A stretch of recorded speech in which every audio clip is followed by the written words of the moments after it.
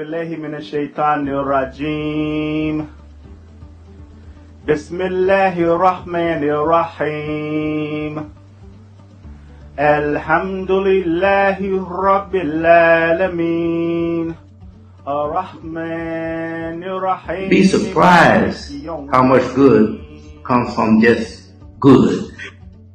In our holy book, God says, what is the reward of good except good? Yes, praise be to God.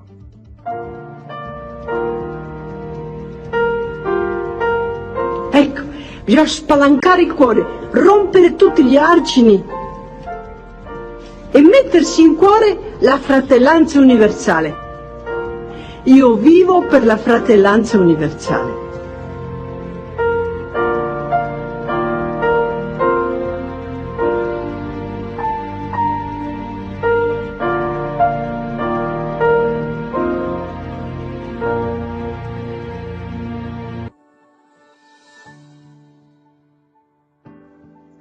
Imam Dawidi Muhammad was born in 1933 and was the son of Elijah Muhammad, who was the leader of the Nation of Islam. Imam Dawidi Muhammad worked hard to bring different groups of people together and to promote understanding and equality. He also encouraged people to work for justice and fairness in society. He is an important figure in the history of Islam in the U.S., and his teachings are still relevant today. Imam Dawidi Muhammad has many followers to this day. They come together to practice their faith, serve their community, and promote understanding and equality. It's a group that promotes unity and mutual respect among different groups of people, and in the spirit of Islam, they work for the betterment of society. Chiara Lubich was born in 1920. She believed in the power of love and unity to change the world. She and her friends founded a movement in the Catholic Church called Focolare that encourages people to come together in the spirit of the gospel to work towards building a more loving and inclusive society. She was a spiritual leader who inspired many people to live their lives with compassion and love towards all. Her teachings and philosophy still inspire many people around the world today.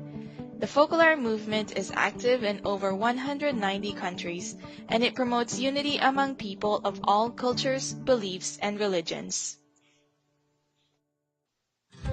In 1997, Imam Muhammad invited Chiara Lubich to speak at the famous Malcolm Shabbat's Mosque in Harlem, New York.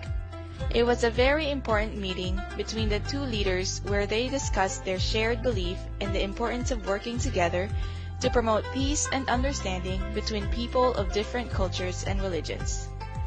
They also talked about ways they and their communities could collaborate on projects and activities to help make the world a better place. That day, that they would, in the name of the one God, would work unceasingly for peace and for unity. Imam Muhammad told Chiara that the pact is made forever, that she is his sister, and that he will help her always. Their relationship continued until they passed in 2008, and today the relationship continues between their communities. Members of these communities consider each other to be family. This relationship is a witness to many people that unity and brotherhood among people of different cultures and beliefs is possible.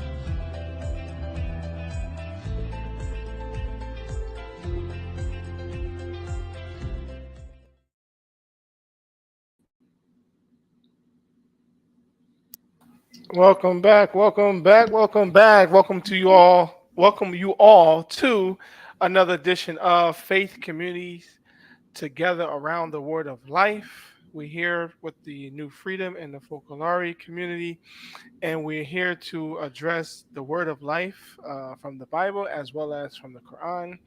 And we'd like to welcome you all. Good morning, good afternoon, and good evening, no matter where you are. Welcome. How y'all doing, team? Good. Feels like it's been a while. Great. It's good to be here. Excellent. Alhamdulillah. Doing good, I must say. Thank you. All right. Excellent. So let's do our check-ins. For those of you who are watching us, let us know where you're calling from, where you're watching us from in the chat now or later. We like to see where the audience is hearing the message from.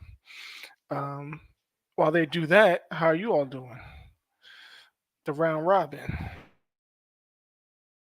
Where does that even come from? Round. Who knows? Now you make me want to Google it immediately. Chat GPT system. I'm team That's a good question. AI.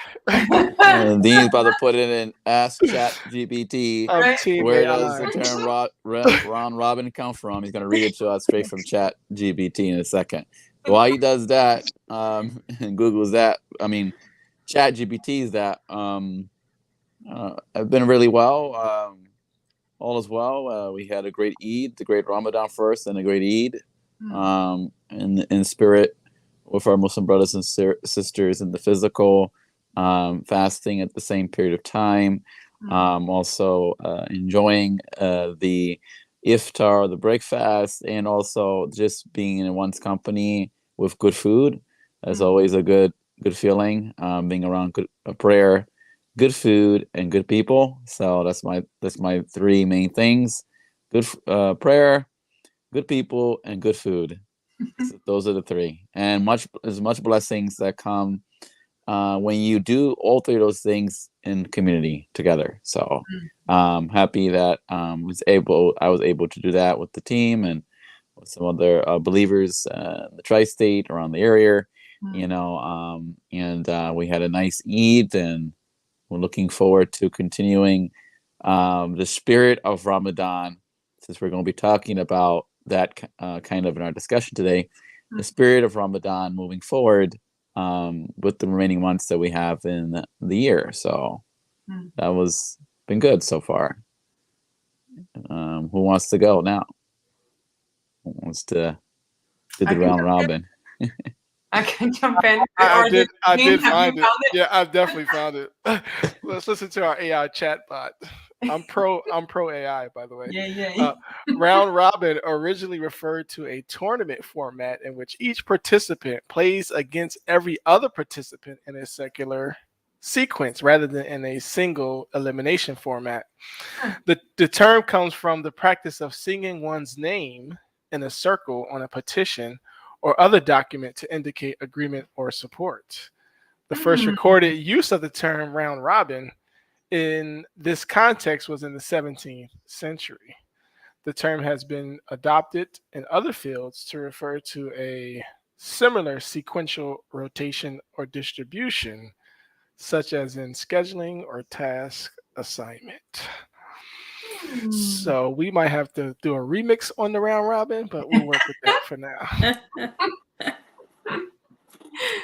Very cool. For those just joining us, we got curious. We talked about doing a round robin and got curious about where it came from. So freestyle, ChatGPT searched it. I don't know if ChatGPT has become a verb yet, like Google, but there we go. Yeah, it's definitely limited though. But yeah, I find it fun. So our round robin about how we're doing. I said I could go next. I moved state recently. So that was a lot, but a lot of fun, a lot of love, a lot of tiredness. Moved from Pittsburgh, PA to Washington, DC. So we're here in the city of Washington. Really happy with the move, really excited for it. And kind of like riffing off what Imam Bilal said, a lot of community time, right? When you move house, like being open to accepting love and help from other people. I was having some health issues in the middle of it, so I'm used to being very active physically and otherwise. Couldn't be as active, so accepting lots of love and help from other people with the move. And just in general, people jumping in and helping. And so it's been a beautiful time of craziness, chaos, but also community. So good times. That was a word right there. Chaos. What you say? Chaos, craziness, and community. All right. that was classic right there. Excellent. I love the words. Karen? Hi, everyone. I feel like I've just had a very steady month, which is kind of nice. So nothing really going on with on my end. I think it was just a lot of like work, a lot of work. So it was nice to have to try to balance that with the spirit of Easter, and spending time with family and centering myself. That even though work is important, it gives you like livelihood, it allows you to provide for your needs, but then also to recognize like what's most important. So I think that has been just more of like a reflective state this past month. But overall, I've been all right. Solid, solid. Look who just stepped in the room.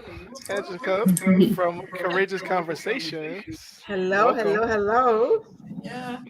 Hello. Husband in the house. How are Hello. you? She's in the house. Yeah, I just came Welcome. back from a retreat up in Luminosa, and where we presented Courageous Conversations Nice. to a group of Focolare members there. So it was good. It was good. You know, it was all about putting prayer into practice. Hmm. So that was part of why we were there, to talk about how we go from prayer and thought to action. So we presented who we were, and got some like really good positive feedback. So I saw that tonight was the night for New Freedom Works and Focolare Movements. I got to be on this. I got to be on this call. Excellent, excellent. I like that practice prayer. You said prayer and practice. Mm-hmm. Excellent, excellent. I've been working on something like my work, worship in my work. So I like that that example. For me, I'm a year older. I think I had my birthday a few days ago, and then my son had his birthday yesterday. Happy Yeah. birthday. Yeah, happy birthday. Happy So birthday. both of the Mujahideens are a year Mhm. older, Nice. and we're identically 30 years apart. Wow. So that's pretty cool. He think he's 30 already. It's all good. Also, I got a chance to meet Gary. Connected me with the family, the Focolare family in Harrisburg, Nice. and I had to have a sit down with Matt and John, Nice. and we had a nice little discussion. He's a tech guy, so that's why I did that pro AI thing. So we had a nice little conversation about that. But no, everything else is good with the family, and glad to still be here on another year. Nice. Inshallah, we do better and bigger things, God willing. I had a task last year, like in the Holy Book, the Quran. As we're going to go into the scriptures, we have 114 chapters, right? And so I had this idea to learn a chapter every year, right? So if I complete the Quran, I'll be 114 years old. But that's just my wishful thinking. But there are people who have memorized the whole Quran, and I've heard of as young as 5 years old. Wow. Commit the whole Quran to memory. And as Imam Bilal mentioned, in the month of Ramadan, we were reflecting on the Word of God in a training mode where we were breaking it down every day. We tried to take a 30th of it every day. And this platform here, as we've been almost over a year now, actually, discussing implementing the Word of God in our life. This is something the Focolare does as their monthly practice, and we are joining them with a Quranic reflection.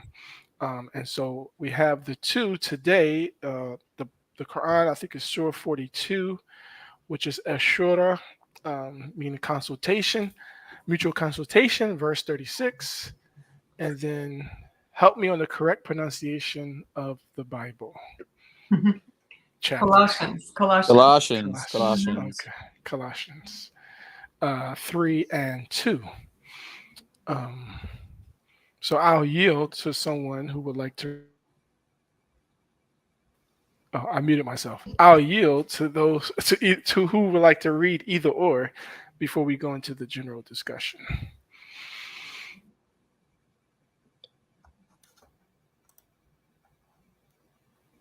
I should have prompted you all. Let me see if I could pull it up real quick. I know it's in our group chat. I didn't get to read all of either of them actually, but from what I did read, I did find So I'll start with Imam Macau's Word of Life, and someone could do the Colossians 3:2. So the verse that was selected from the Quran was chapter 42, verse 36, which reads, "Whatever you are given here is but a convenience of this life, but that which is with Allah, God, is better and more lasting. It is for those who believe and put their trust in their Lord." Imam Sahir's commentary is, Allah made human beings a composition that is physical, mental, and spiritual, 3 levels of our development that evolves us from being attached to physical, in parentheses, emotional things that serve as toys and tools for developing our mental life. In time, as our mind contemplates God's creation, this mental journey of logic and rational life can only take us so far.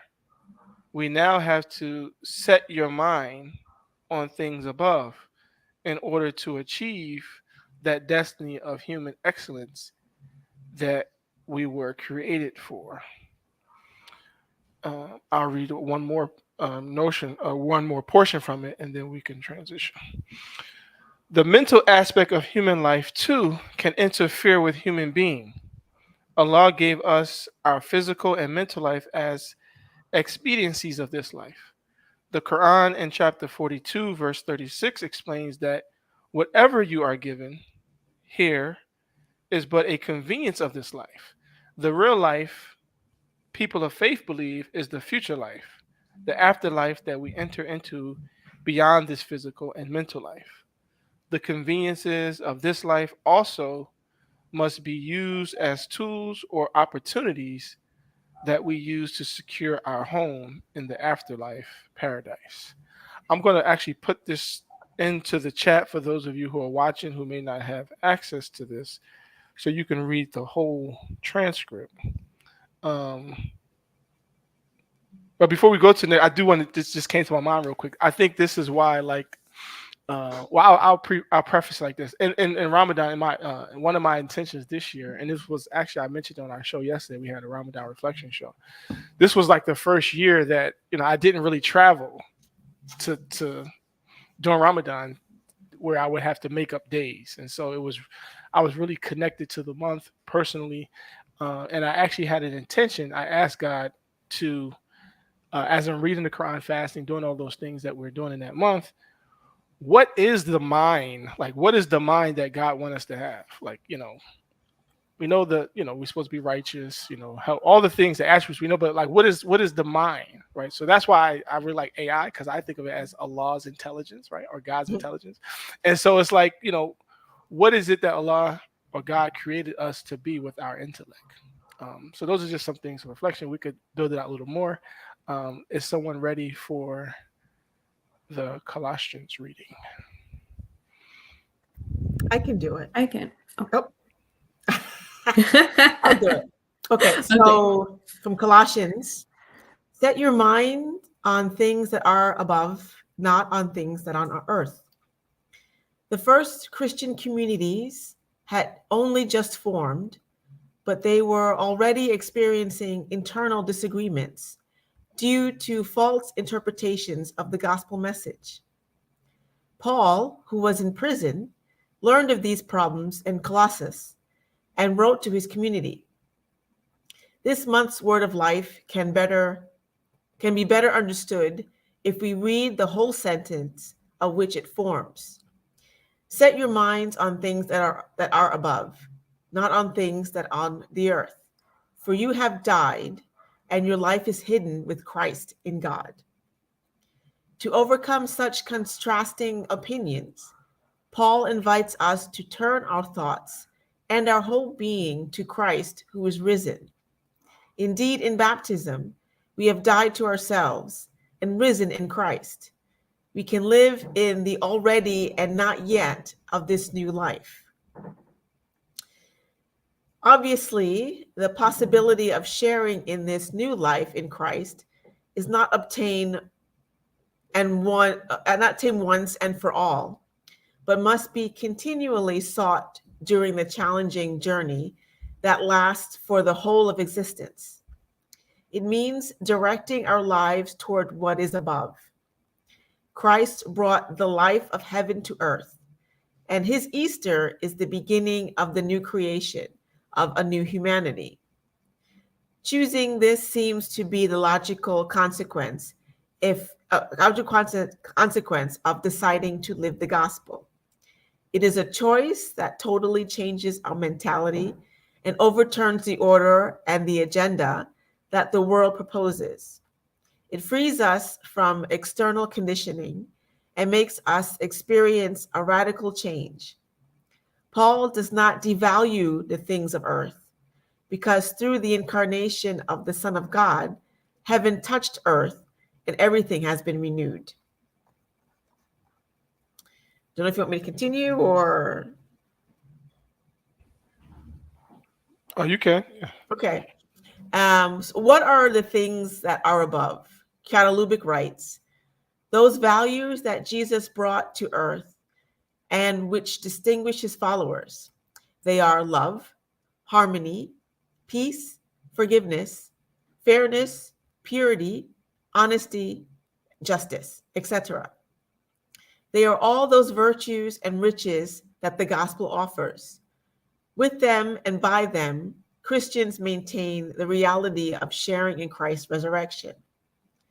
And how do we keep our hearts anchored in heaven while living in the midst of the world? By letting ourselves be guided by the thoughts and feelings of Jesus, whose inner gaze was always turned toward the Father, and whose life was always reflected in the law of heaven, which is the law of love. The presence of Christians in the world boldly opens up the new life of Easter. Christians are new women and men who are not of the world, but live in the world, which is marked by its current difficulties and challenges. Thus, it was said of the first Christians, they dwell on earth, but have their citizenship in heaven. Just as the soul is in the body, so Christians are in the world. The evangelical and courageous choice of a worker who helped his colleague who had just lost his job led to a chain of fraternal actions by people who were moved by his example. In a factory, they were handing out letters of dismissal, and one was addressed to Giorgio.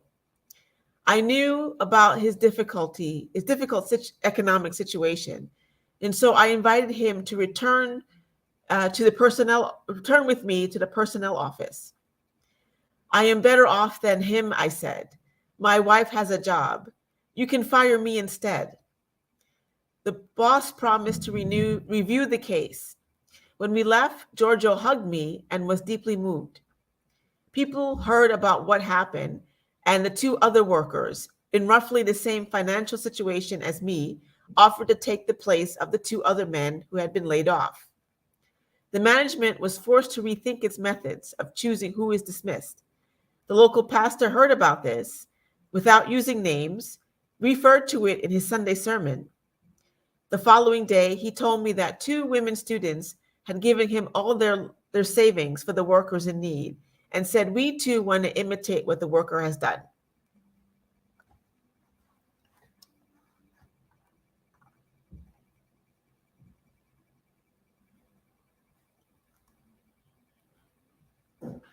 So, for me, quickly, it's always a bit of a challenge that living in the world and not of the world, because it almost seems you're consumed by it. In a sense, you have to live your daily life. And I'm happy with the list that gives you of what it means to live not of the earth, of all the attributes, the virtues. Harmony, love, peace, forgiveness. These are things that everyone can do. And the fact that means living, it's almost unfortunate not living of this world, because that's how this world should be, but living on this world, but with your heart and your soul pointing towards heaven. So it's a good reminder of that. It doesn't have to be anything particularly spectacular. You just have to live the values that were taught to us by our faith, to be in the world, but not of it. Excellent, excellent. Someone else just joined us. Welcome. Hey, assalamualaikum. Assalam. Nice to see you all. I see you all in the thick of the conversation. I'm Johnny come lately, but I'm here. Well, you missed Dean's Chat GPT. He's the king of Chat GPT. He said, "Where does the round robin come from?" Now he's probably on the Chat GPT. Johnny come late. Come lately. I know, right? Exactly. Let me tell y'all, he is in love with this Chat GPT right now. I'm like, tell me something else about Chat GPT. I told him earlier, I said, you with this Chat GPT, but she is the new girl on the block. Google been around. Google is old money. It's old money.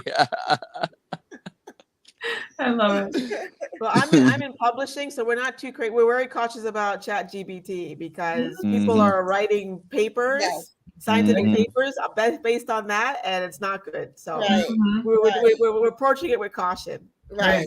Yeah. Right. And I think, well, I don't want to get too far off topic, but maybe we can connect the topic. But I do want to say that, something that we're going to be exploring more of this conversation in reference to cybersecurity and reference to AI, the moral basis, especially the moral basis of AI. There's something morally that our faith communities, I think, can speak about to tech. As it takes shape, as it is not going nowhere. ChatGPT, none of this stuff is going nowhere. In fact, it's going to keep going and keep going and keep going. Is how we use it, and it's how as the proper safety mechanisms and et cetera, et cetera. So I think it's a worthy conversation to have on this platform, given that we are guided by morals standards, and as Imam Mikhail Sahir said in his Word of Life, a calling to a higher purpose, spiritually, that we have physical and mental growth and physical and mental part, but the spiritual part does take precedent over those other two, but to live in a balance. So I just want to put that out there for ChatGPT and for AI. That's a future conversation. You shouldn't have did that, because now I have to give you a name. The name already came. The name of the show. What the is name the name? of the show. What's the name? It's called FACT. FACT. That's faith and connecting technology. Oh, I like that. Okay. I will give him that. He's really good at like coming up with those names on the fly. He's very good at it. He's very good at it. That was really good. Yeah, but when I came in, I heard Angelica talking about the whole in the world but not of the world thing, and I think that conversation is really, really appropriate for us to have, because I feel like that's us always trying to obtain a balance with our faith, and I'm gonna say it like this, but then I'm gonna qualify it. So like our faith and then our real life, right? And it's all one and the same, but so many of us live it as if those are like two separate things, right? And so it's kind of like, well, how do I be a person of faith and work my job? How do I be a person of faith and socialize? How do I be a person of faith and do all of these things? Because somewhere in our psyche,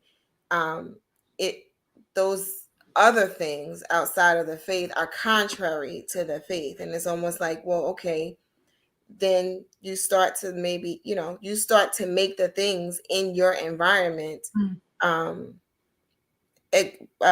connected to the faith or acceptable in the faith, right? Like, why does it have to be that your work environment is such that it's in opposition to the faith? Why does your socialization have to be such that it's in opposition to the faith? And then that's when the work comes in for us to start to cultivate our lives in a way that we don't have to have this dichotomy, and we don't have to do all that code switching. You know what I mean? And we do it so well. And I get, when I think about it, I'm like, well, I'm guessing that in our socialization, we're taught to do that indirectly, right? Nobody's sitting there telling you to separate it out and make it hard for yourself. Nobody's doing that, but in living our lives, we're sort of doing it in a way and watch others do it in a way that it's this dichotomous thing. So I was glad to hear that conversation was happening when I jumped on, because I feel like that's sort of the primal thing for people of faith to reconcile. Yeah, is like, how do I do this and do that? It always feels like, or in a lot of cases, maybe I can't say always, but in a lot of cases it feels like, or it seems like that's the struggle for people, is to do this and do that and it all be okay. Yeah. Yeah, I hear you on that. Like, it's like talking about like being authentic. I think that's a word that we've often used on this platform in our conversations, like being our authentic self. That's part of it, right? But it's a challenge. And, there's the temptation, I think, like for two extremes to happen. Like, one, to like close ourselves in the bubble of only people who understand us or people of faith like us, or the other extreme, like you said, of almost leading like a double life. Like with your faith community and then another one out in the world. So like that challenge to be our authentic self and to bring that authentic self, that person of God, into those very real spaces. Like you're talking about, Sister Marcia, I think that's what this Word of Life has challenged me to do, for sure. I love both Imam Mikel and the person who commented on the Colossians, whose name I'm blanking on, talked about that, like Imam Mikel talked about being a taste of heaven while still living on earth. I just love that. That's like my favorite part from Imam Mikel's reflection. So I'm gonna take that and like pray on that, I think, for the coming days. So. The other thing I just wanted to mention too, because it had come up, I think maybe when I spoke at a Ramadan session recently, and one of the things that I had said, and it's kind of just been sticking with me lately, is that for so many of our experiences, we attempt to fit ourselves into someone else's box. So like when we go into the environment as people of faith, right? For whatever reason, we attempt to fit ourselves in that environment, to have that environment be the thing that influences us. And I challenge us to be people who go into the other environment, whatever or wherever it may be, and be the influencer. Like, that's an option too, and in a lot of cases, I don't know that we are taking that opportunity to be the influencer, because a lot of times when you're observing, it almost seems as though people gravitate, and I'm talking, real general, and when I say people, I'm talking very generally, but we expect, even if it's an indirect subconscious, but we're almost anticipating that we're going to get influence. And it seems to me, as I observe people, that it never crosses our minds that we can be the influence. Oh yeah, that's how I move, sister. But go ahead, Muslima. Yeah. No, I'm laughing because what she said, I was like, oh, that's perfect. So because recently, like this weekend, like after Eid and everything, a friend of mine, very close friend, she recently got married, and she's Hindu. And so, well, Hindu in practice, I'll put it, her faith background. And so we were having that conversation about like the ritual we're going to see and everything. And she was asked, she said, well, I don't want to be offensive to you and make you uncomfortable. And I said, well, why would I be uncomfortable? Like, and so we had this whole conversation about how, in my belief, if like something was going on, or how we can make each other comfortable and understanding. And I'm like, well, we already kind of started that because we're friends, So we have that you are conscious, aware, because she even set her, the ceremony, it was in two parts. She said the ceremony after Eid. And she was like, most of my friends coming are Muslim. So she was like, I can't have a party at Eid and you guys can't eat. And so, and so so it brought about a conversation just from consideration of her being not just my friend, but another close friend of ours.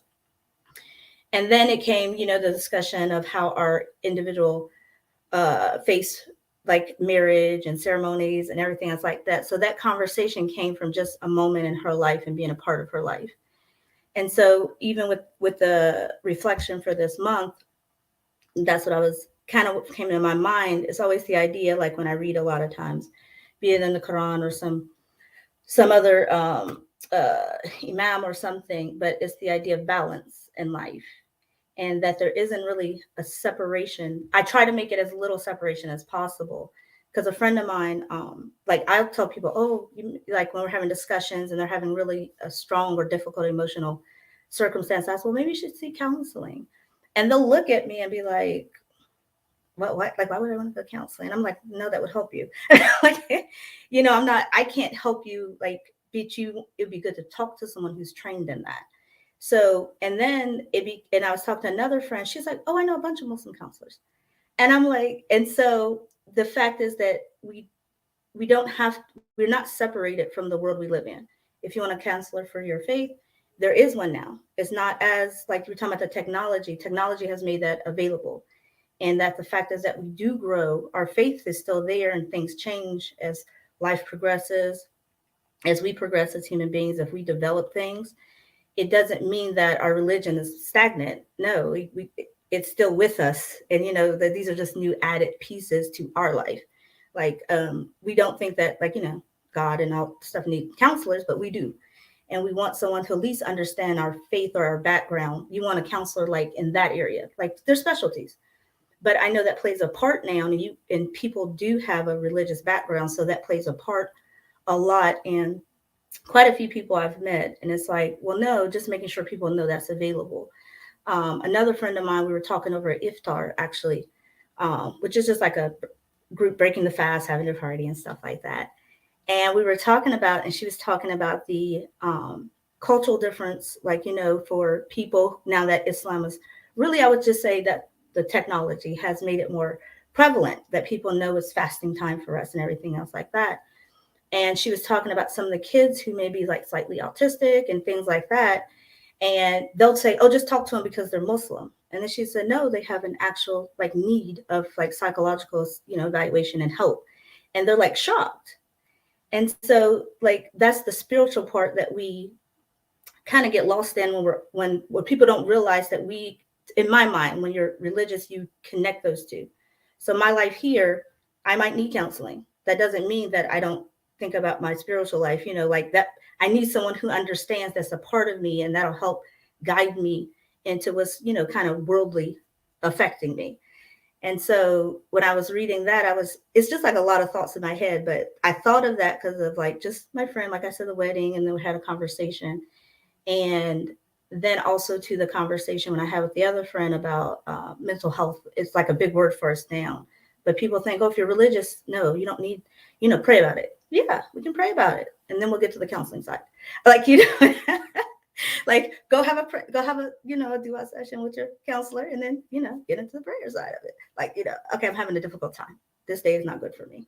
Or if it be a Christian background, the same thing. I don't think they're separate. And to me, that's what that ayat was kind of telling you. There's a balance you need to create. If you're focused too much on the physical or the world, the life you live in now, you start to lose focus of the spiritual side. And so it's like create a balance for yourself, that physical and that spiritual, and it can be created. It doesn't mean it's easy, but it can be created. And I think that's part of the work that is, to me, that working on and making sure that you don't lose sight of that, and you work towards that balance of that spiritual and physical. And I know it's hard because I do, like I said, we had a conversation in my mind. You should know I'm okay with, coming to your wedding and stuff like that. But no, it was considerate too. So you're considerate of other people's beliefs, which is for them, like for me, spiritual. And it just made me think of a lot of things at the time. So I'll pass on.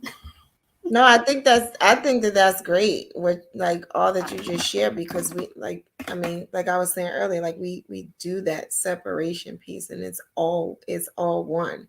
And then you made a good point too about it not being easy, right? But that doesn't make it not doable, right? That was basically what you were saying. And so and then when you said that, what it made me think of was, okay, but so when we're professing our faith, right? Whether you grew up in the religion that you're connected to, or at some point you accepted that faith, that's sort of like step one.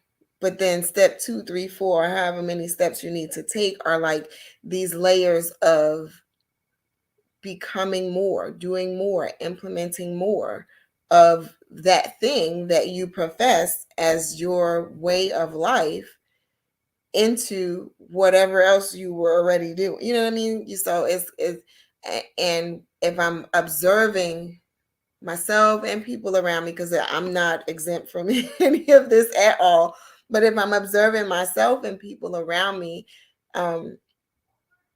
quite often you see that people accept something, and that's the win. It's like, oh, I was doing this before and now I'm doing this. I won. And it's like, well, yeah, you won that level, but there's another level. Like, you won level 1. Now let's get to 2. And there are some things that you have to do on 2. And God willing, you conquer that so that you get to 3. And now there are things that you do on 3. But quite often, at least in my observation, we see people that that they get on to level 1 and like they won the whole game. And it's like, well, okay, yeah, it's great that you're not out there shooting and killing people. It's wonderful, but there are so many other things about your faith that need to be incorporated into how you live your life, that are on those other levels that you need to get to. And it seems to me like those are the kinds of conversations that we need to be having in our, private groups and in our private spaces, and also in public spaces, as it relates to faith. Is like, well, okay, are year after year, Ramadan after Ramadan, Lent after Lent, like, is it more? Are you becoming more of the thing that you connect yourself to?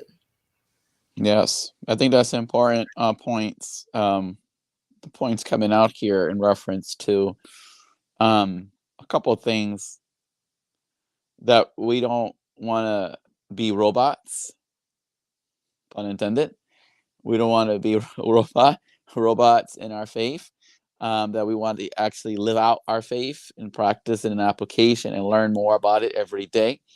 It is said that of the Prophet Muhammad, prayers and blessings be upon him, his wife Aisha, may God be pleased with her, had said the people had come to her and asked, share something about the Prophet. What was the Prophet like? What was he like? What was he like? And one of her replies was that he was the Quran living, walking. So I'm saying that you saw it in application. You saw it in his daily activity, with the people, right? And how he treated his family, how he treated the animals. Everything was a reflection on the scripture, the revelation, right?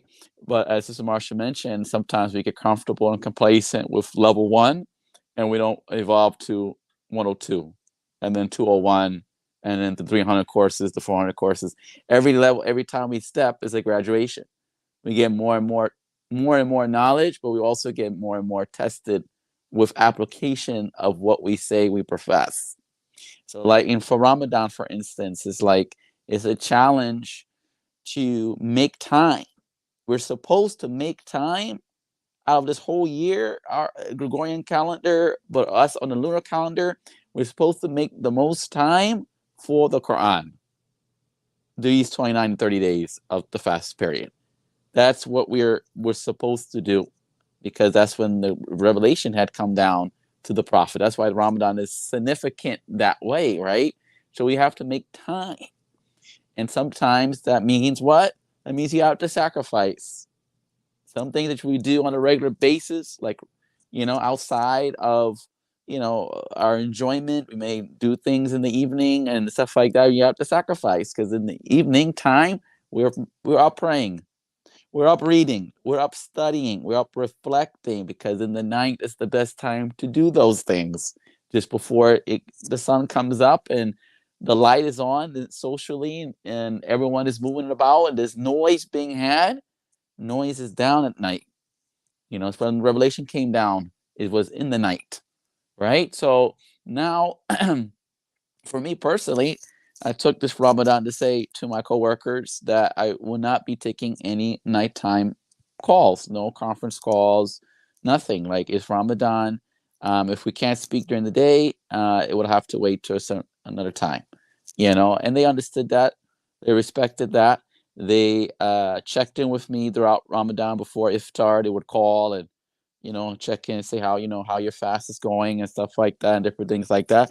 People respect you for taking a position that it may not be so we don't understand why he's doing it, but we don't we may not see the level of importance, but for us, we have to see the level of importance in developing our spiritual life, and that is just is as important as a job, is as important as getting money, is as important as your family. All of those things are important, but without that foundation, we're just going after our carnal desires and what we want, and we have no focus. Excellent. You said as a job or as Job? Yeah, well, Book of Job. You better believe it. Yes. Just checking on you. No, we're coming along. We're coming along. Well, I actually have our whole show called "It's a Fact." I'll share with you guys later offline. So I know you chat GPT'd it. I know. You better believe it. I know you put it together. It's so good. So we're coming up on an hour. We would like to get you all involved. Those of you who have been listening and watching, we'll put the chat in, or the link in the chat, and you're welcome to join and give some of your reflections on the word of life that we are referencing today, or on from what you heard also. We would love to hear from you. But Karen, I saw you were getting ready to say something. Oh, sure. Just to chime in here, I really love and was just listening very deeply of what everyone was saying. And for me, as I was reading this word of life, throughout the month, I was just so fixated on the word like minds, right? Like how powerful a thought is, and like how your thoughts inform your actions. And then if that becomes a habit, it becomes a lifestyle. And so this past month during Lent and then with Easter, I think I was just so aware of where I was giving energy to, or like what was consuming my thoughts and then therefore dictating my actions. And then obviously it was kind of just like that ripple effect.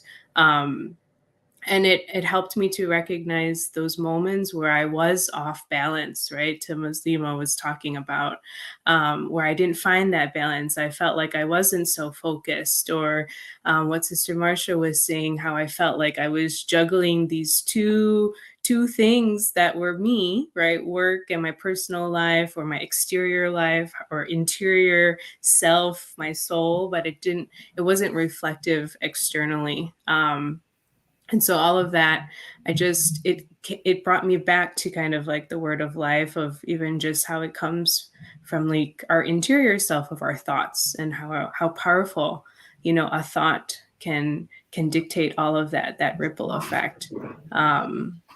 And then in the middle of all of that, I felt like with work, just to share really briefly, we were preparing this huge annual event. It takes months to prepare, like a lot of preparations. I feel like all our jobs sometimes have these responsibilities, and then you get to the point where it's like the event and it passes by so quickly, and you're like, wow, all that preparation for like a couple of hours, and like it consumed me. Like I was very stressed out throughout this process. But in like the week leading up to the event, I was actually a sponsor for a confirmation candidate. And so in the Catholic Church, there's like, we receive sacraments, and one of them is confirmation. And I was a sponsor. So it was kind of somebody who journeys with somebody who's about to receive the sacrament as a testimony that, you know, they are able to take that next step in their faith journey. And it was really beautiful that that took place in the time where I just felt kind of off balance, because it helped me center myself of that, like these are the moments that we live for, you know, like these are like to be there for people, like to be there for the next generation, to be there for families and your loved ones that ask you to be committed, you know, in something that is faith related, that you're really important, like that's really important to you, but sometimes you may not sometimes necessarily always be present. And so I felt like that confirmation service not only was a way to be there for that candidate, but then also it was kind of me reaffirming, you know, reconfirming like my own faith in this state of like when work was crazy. And so it kind of brought me back to like the centering, right? Finding that balance. Where are my thoughts? Where do I how do I say this? Like, what consumes my thoughts and what do I put energy towards? You know, is it something like what the Word of Life says? Is it for the things that are above, or is it like of this earth? Excellent. Excellent. We are joined by, thank you for that, Karen. We're joined by Gary. Well, hi, everybody. I have to admit I missed half of the transmission. I came very late, but I just connected to say hi to everyone, and I don't wanna. I don't know if what I would be saying it might be out of turn, because I haven't heard everything you shared tonight. So it's just to say hi and not to prolong the thing. But it's great to see you all. And next month I'll share something more profound. Good to see you. It's good to see you, Gary. Actually, Gary, if you do share what's on your mind, you will see that you are in tune. I was thinking the same thing. But I can try in 3 sentences. You know, it's about setting our minds on the things that are above. You know, first of all, I have to say I'm humbled, because I realize that I'm not always after the things from above. You know, I mean, I'm not talking about anything bad, but you know, I like enjoyment, entertainment, being comfortable, being at peace. You know, and so I try to look for ways to be more in touch with the things from above of paradise. And one thing, you know, it was Lent and Easter season for Christians, and one thing our tradition has is the sacrament of reconciliation, which just briefly, it means you reset your relationship with God, and you try to do that. So that was something I did, you know, which always takes a bit of a step, because you don't have time for it, and you don't feel comfortable doing it, and you would rather avoid it. And but I did that to consciously to be aware of the things from above. And the other thing, you know, the other relationship that I'm trying to renew is with my brothers and sisters. And we had 4 people over for dinner a few days ago, and they come from a Christian community which is very, very different from Catholicism. I mean, you all know, right? There's many ways of living Christianity, many different traditions, and these people are very different from us theologically and the way they live their Christianity. But it was a wonderful evening, and you know, it was really like, the conversations and the love that we expressed for one another and the respect that we had for one another kind of catapulted us into the things from above, you know, to experience in our relationships what we have together. So those were a few moments where I try to live for the things from above. Anyhow, that's for tonight, and more some other time.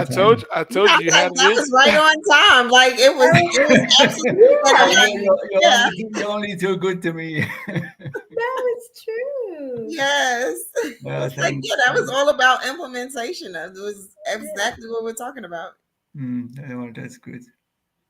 Excellent, excellent. So as we come up to the hour, we started off, Gary. We had I don't know if it became a joke, but round robin, the origin of round robin, and I checked my my digital companion, Chat GPT, and we looked up where that came from, and then we started talking about technology and faith, and then we actually came up with the name of a new show right here live on the show called "It's a Fact," and fact stands for faith and connecting technology. Wow, And so we have a wrap up. We're going to share it with our Next Now team to get an official approval. I don't want to be outcast all the time. Right. So we'll do that. But I do. So I did do a remix. So now You're like a renegade. that's fine. So rather than a round robin, we're going to say round reading, right? And we know reading could be applied in different ways. And so I found something that I'm going to share. I'll give you all 20 seconds for you all to find something you like to share. We're going to do it. We're going to do it, Angelica.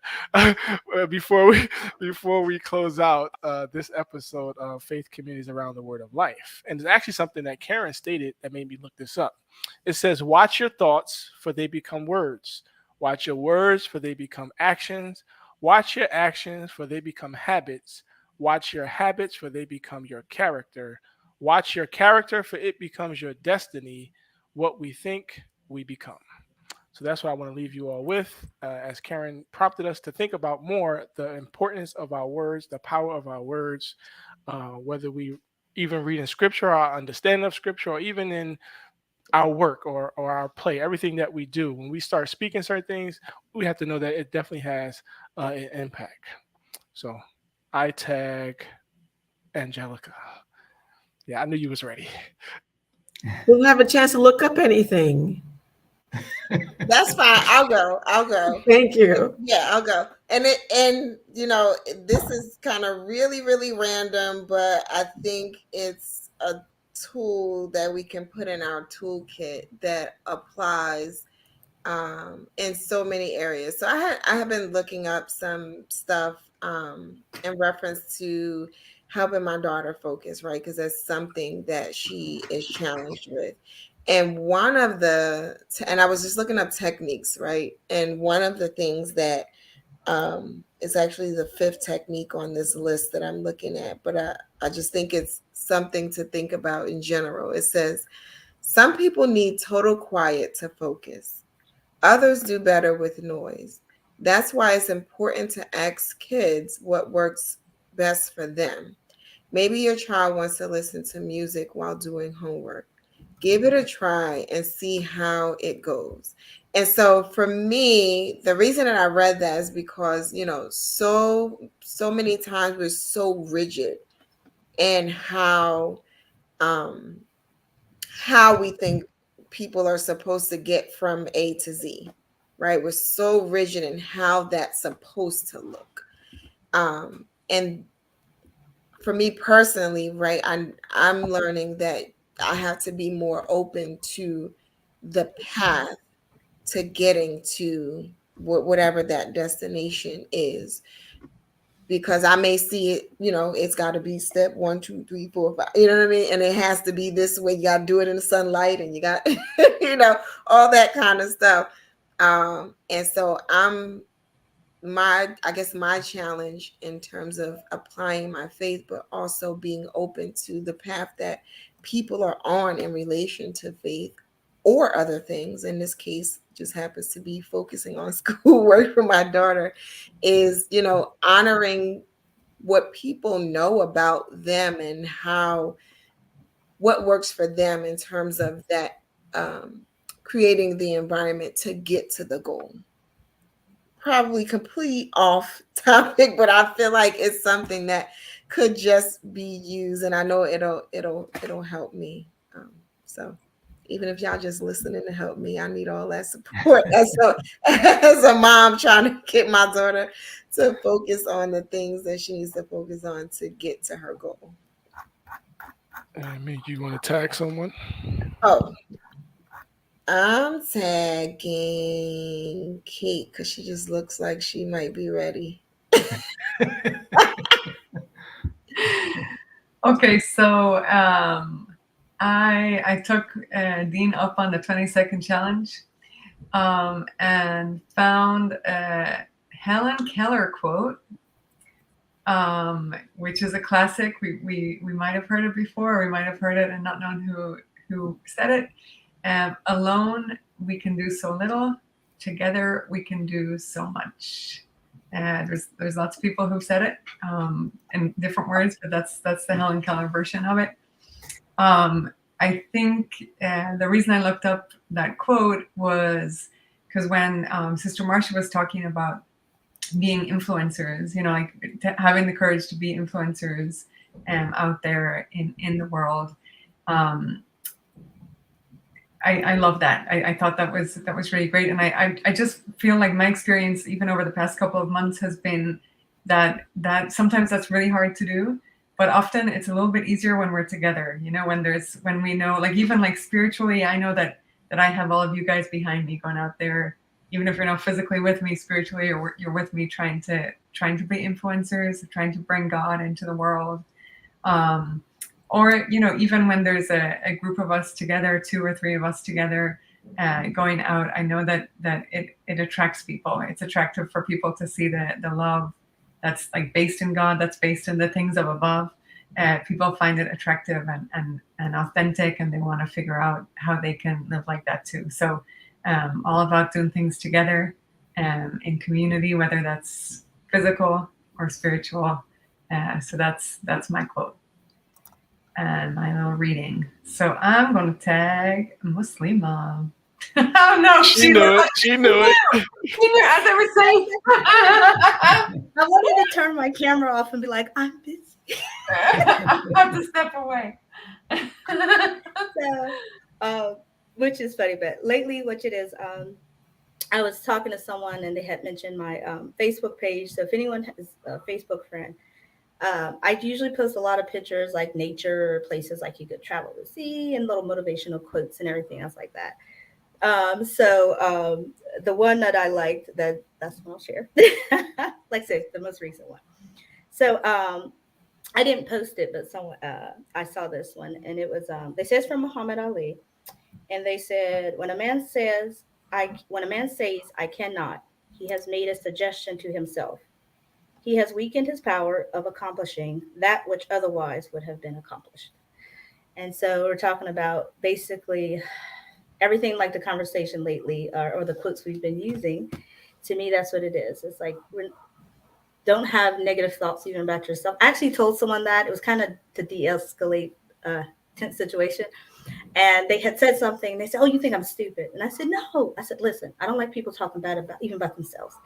And they just froze. It was like, what? I said, so please don't be negative to yourself, not even to me.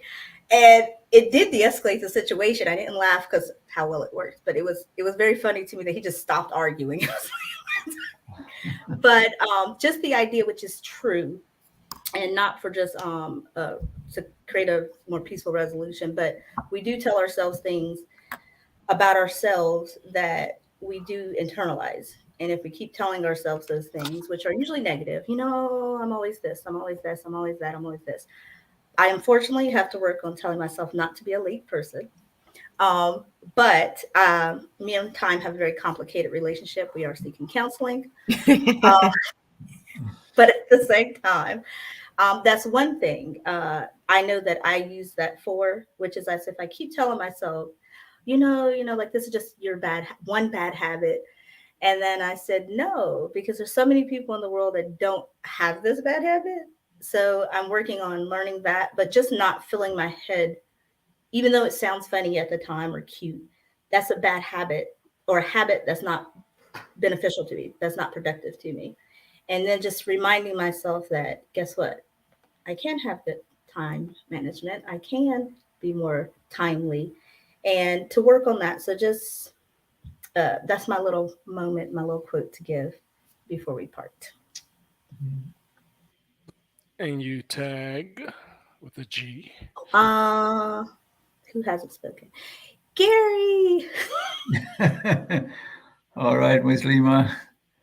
I googled seeking the things from above and what it means, and there's 9 or 10 things that came up, and the one I picked is to put on the new self. You know, the old self is kind of what we think of being egoistic and think about ourselves, and the new self is what makes us live our faith and love other people. So let's try this month to be the new self. And good luck with that. Excellent. And you have to choose someone. Oh, that's right. I have to do this. Angelica, are you ready? I'm ready. All right. I found something I found really relevant and appropriate, I think, right? Because I'm into Pinterest. So I collect a lot of meditations and quotes on Pinterest. So at some point I found this, and I think it was a tweet at one point. This is your gentle reminder that one time in the Bible, Elijah was like, God, I'm so mad. I want to die. So God said, here's some food. Why don't you have a nap? So Elijah slept, ate, and decided that things weren't so bad. So never underestimate the spiritual power of a nap and a snack. So that led me to think that even people who live from above need the things of earth. And that's my quote. And last but not least, Karen Joy. Thank you. I like that. I actually love naps and eating. So that was a great segue. My quote is it's a very simple quote. You probably heard it. I've loved this ever since I was a really young girl. It's from Gandhi, and it's happiness is when what you think and what you say and what you do are in harmony. And so I think maybe what I said earlier was, something that of that quote inspired that. And I think it just ties well our commentary from the evening of finding balance, living your faith in action in all aspects of your life. And I like that word of happiness because sometimes you just hear it now. It's like a buzzword, like what gives you happiness nowadays, right, on social media. And I think people try to package things in a way that and just sell you what is happiness. But it's appropriate to also just recognize that the sustainable happiness can only come from above, right, and shared in community. And that's what fuels our soul. And that is also what centers us. So. Excellent. Mic drop. So you all have been listening and tuned in to Faith Communities Around the Word of Life. Our next episode is the last Sunday of May. It is Memorial Day weekend. So if we're not live, we will have a show because we like to keep the content flowing. So we might have something in regards of our memory or our memorial of our two communities. We'll work on that. But stay tuned. The last Sunday of every month, we're here at 7 p.m. Eastern Standard Time. We thank Imam Bilal who came on, who had to leave. Also Sasha, who wasn't able to make it. She had another engagement, but we welcome, we give her thanks for being a part of this team as well. And all of you who are listening and support and sharing this message, we thank you. You're actually doing something very revolutionary, just to say the least. So until next time, peace. Thank you. Thanks, everybody. Thank you. Bye-bye. Bye. Good night.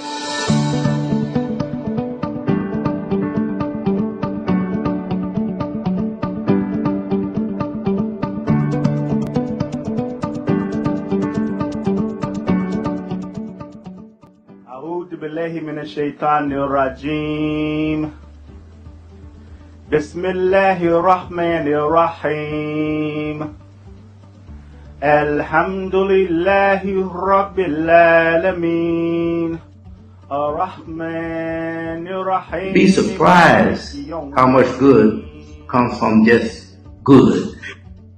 In our holy book, God says, what is the reward of good except good? Yes, praise be to God.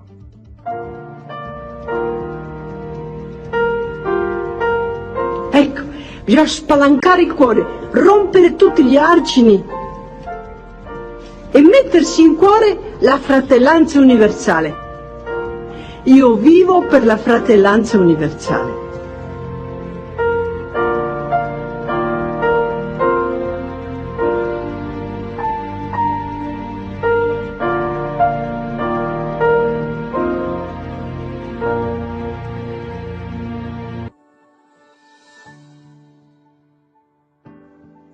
Imam Dawidi Muhammad was born in 1933 and was the son of Elijah Muhammad, who was the leader of the Nation of Islam.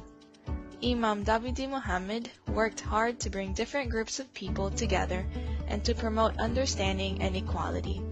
He also encouraged people to work for justice and fairness in society. He is an important figure in the history of Islam in the U.S., and his teachings are still relevant today. Imam Dawidi Muhammad has many followers to this day. They come together to practice their faith, serve their community, and promote understanding and equality. It's a group that promotes unity and mutual respect among different groups of people, and in the spirit of Islam, they work for the betterment of society. Chiara Lubich was born in 1920. She believed in the power of love and unity to change the world. She and her friends founded a movement in the Catholic Church called Focolare that encourages people to come together in the spirit of the gospel to work towards building a more loving and inclusive society. She was a spiritual leader who inspired many people to live their lives with compassion and love towards all. Her teachings and philosophy still inspire many people around the world today.